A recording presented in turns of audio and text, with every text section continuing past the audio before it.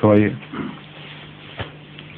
حضور کیا نماز تراویح میں قرآن شریف کا ختم کرنا ضروری ہے، لازمی؟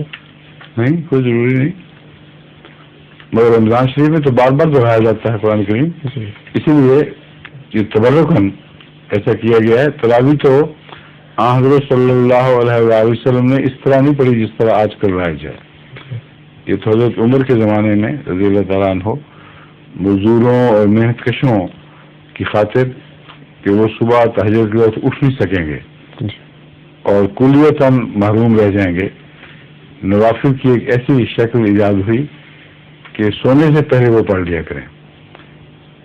یہ تہجد کا بدل نہیں ہے، نہ نعم البدل نہ ویسے بدل، لیکن اس تہجد کی ضرورت کو پورا کرنے کی ایک نسبتاً ادنا صورت ہے، سمجھیں؟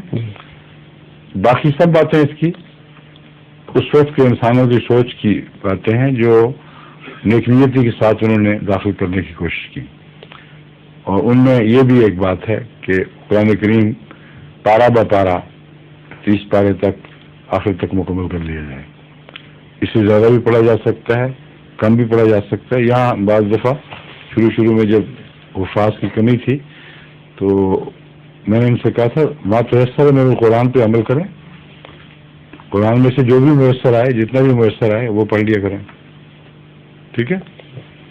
ظہور مہدی آخر زمان